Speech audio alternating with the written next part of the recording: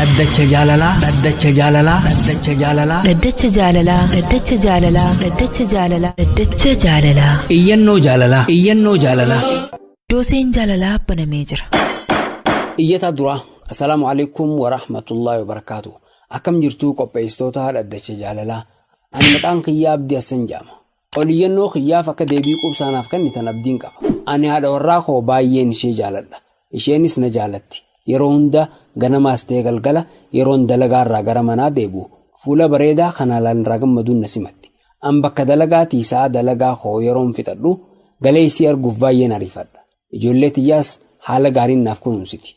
Maatii kootiifis kabajaa guddaa qabdi. Ollaa fi hiriyoottan koo hunda naaf kabajji. An hojii ishii hundatti gammachuun qaba. Garuu bakka itti waliif hin galleetu jira. Sunis yeroon bakka fageenyaas ta'ee bakka dhiyoo dhaqee manatti deebi'u bilbila koo sakattaati. An bilbila koo itti kennuun fedhu. Yoon itti kennees lakkoofsa isheen hin beekne hidheen itti kenna. Guyyaa tokko ati bilbila koo maaf shakkitaa jedhees aappilikeeshina fayyadamuun hunda maqaa namootaa fi namaan itti dubbataa jiru ittan agarsiisa. Garuu isheen hin amantu. An bilbila koo irratti dubartootaan hin dubbadhu. Isheen waan ani dubartoota biroo waliin hariiroo qabu seeti. Wanni an dhoksuufis odeeffannoo adda addaa iccitii nama waliin waan hin qabuuf waan isii hin barbaachifne. Wanti kun jaalala keenya wayii miidhaa jedheen sodaadha. Dhaddacha jaalalaa kanarratti maal nan jettu? Deebii isinirraa eeggadhaa galatooma. Hayyee faree yaadoo qabattee dubbadhu. Akka nama nutti jaalaltiif toominaan tolti. Jaarsaaf jaartiin osoo waan takkallee wal dho'isuu baatanii na gammachiisa. Jarri lameen jiru addunyaa tanaa irratti waliif hirkoodha. Waliif amanamoo ta'uu qabu. Waliif amanamuutu irra gaarii. Jaarsaaf jaartiin qaamanamoo hundarraa dho'ifamuu wal garsiisanii osoo maqoon jidduu isaanii jiraachuu baate bareedanatti fakkaatanis. Garuutu wanti gariin kan maqoo dhuunfaa ta'us numa jira. Waan maqoo dhuunfaa ta'es waliif kabajuutu barbaachisa. Yeroo tokko iccitiidhaa yaanii haadha warraatitti himanii haati warraatiis iccitiidhaa jettee nama akka malee isitti dhiyaattutti waan akkasii himuutu malaa jechuudha. Kanaaf wanti takka iccitii jaamee wanti nama bira dhufee iccituma ta'ee yoo qabame gaarii ta'a. Nuti yaada keenya asuma irratti gabaabsinee gama abbaa murtii dabarsina. Ati iyyannoo lammaffaatti hufi. Iyyannoo lammaffaa ani iyyattuu maatu qaabaa jedhama. Namni an himachuuf deemu abbaa warraa kiyya kabajamaa maatu qaa'aa jedhamudha. Abbaa manaa kiyya haalaan jaaladha. Innis haalaan na jaalata. Anaa fi inni biyya Saawud Arabiyaa keessa iddoo adda addaa jiraanna. Yeroo hundaa telefoonumaan wal dubbisna. Garuu inni amala addaa tokko qaba. Waanuma xiqqoof bibba'ee dallana. Yeroo dallanu telefoona kiyyas na jalaan kaasu. Naafis hin bilbilu. Garuu akka na jaalatu hin beeka. Gama birootiin inni maatii kiyyan fedhu. Ani immoo maatii isaa hundaa akka maatii kiyyaatti jaaladha. Waan hundaaf usee beeba'uun isaa kun yaaddoo guddaa natti tahee furmaata waan kanaa barbaaduuf gama dhaddacha kanaa dhufe. Murtee abbaa murtee irraa kennamu obsaan eeggadha. Hayyee Muhammad yaada qabdaa? Annaaf hin galle iyyannoon tun. Maaliif? Jaarsa kiyyoo hojii telefoonumaan wal argina jettee war. Duuba maaltu siif hin galin? An barumsa fagootiin beeka malee bultii fagootan waan beeku. Hayi ati waan addunyaan tun itti jirtu quban qabdu? Ummanni keenya kan biyya Arabaa jiru hedduun jiru akkanaa kana jiraataa bar. Namni biyya faranjiitis jaartii biyyatti fuudhee isii biyyatti dhiisee fi biyya faranjii jiraata. Kunoo ni beeytaami maaliif hin beeku jetta duuba? Hin beeku jechuun nama dhiba jechuu kiyya. Namni eega wal fuudhee booda adda fagaachuun ulfaata. Haaluma jiruutu tana nama muuda. Akkasii murtii gama sheekaa dabarsina moo iyyannoo biroo qabda? Hin qabu. هي زوجتي عنوانها عنواني وحبيبتي بستانها بستاني. بسم الله الرحمن الرحيم. الحمد لله رب العالمين. الصلاة والسلام على أشرف المرسلين سيدنا محمد وعلى آله وصحبه أجمعين وبعد. السلام عليكم ورحمة الله وبركاته. أكم جرتن نقفة تخيري له بك جرتن ندتي ربي خير خيس أول شيء سنابل شيء جادا قم سكنتا كيني سكنتا ددت جالالتي دبره ديبسان يوكاو مرتين فرماتا بإذن تبارك وتعالى تحديثا كتابا إلى اللتات تقرآن ربي تيفي حديث نبي كينياتين يالي قونو تاتي قافتان توقفا وانجو أني jaartiin tiyya ta'akkanaati wal jaalanna kabajju waa hedduu dubbatee jiru rabbi si haadhiisu jenna rabboon isin haa jaalachiisu jenna ta si jaalattu ta ilmaan sii guddistu ta urra keessii kabajju jaartii haftee hin qabne san akkasumatti rabbi si haadhiisu jenna atilleen rabbi galatoonfatu hin irraanfatin namni rabbi ofii galatoonfate rabbiin isaaf dabala. Ammoo rakkina tokkootu jiraa jedhe.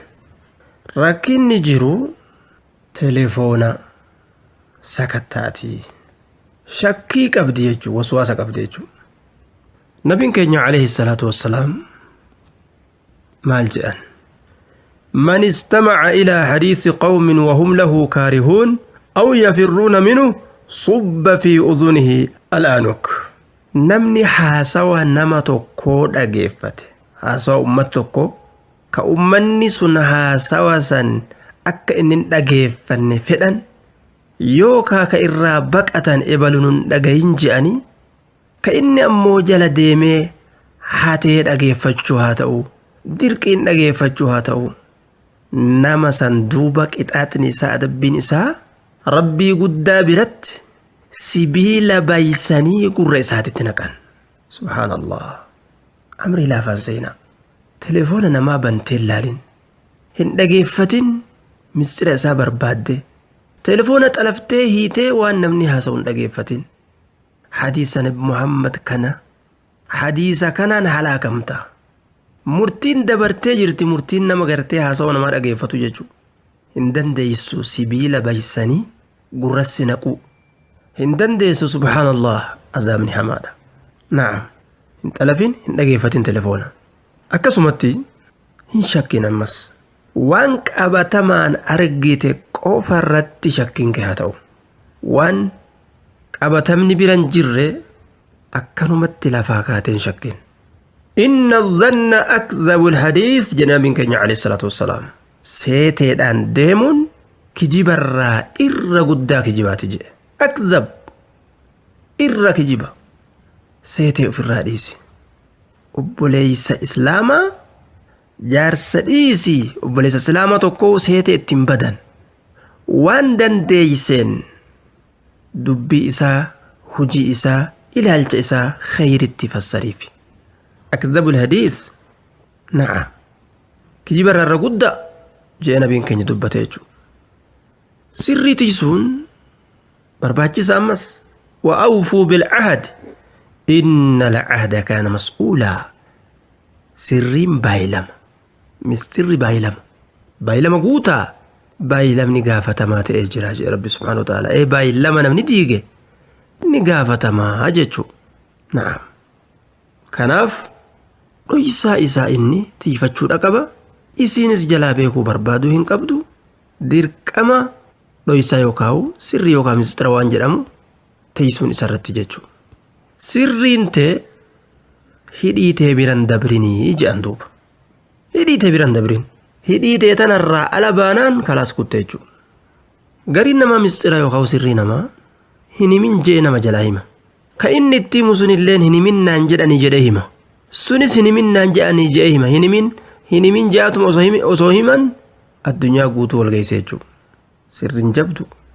إذا حدث الرجل بالحديث ثم التفت فهي أمانة جه نبي كنيا عليه الصلاة والسلام قربان هاسوا يوغا ما قمنا من الأجوه الدميسة نجلاني مني الأفدي ما أجيبر سن أمانة نجي نجلاني مني إفديم هني من نمني قرين مسترنا ماهما قرين كما أفيه من نجلاني من جا كأتوك أبتشو دان ديس نمني سنسيك أبتا أتو ويلكان تيك الكالون تيتوك أبتشو دبدي فرها دبرستهمتي أكمت نمني سنسيك أبتا akkamitti ammas nama san komatta maanaa dhoysuu dhabe jette maa of hin komanne atuuf dadhabde atuu qabachuu dadhabdee gadhiiste.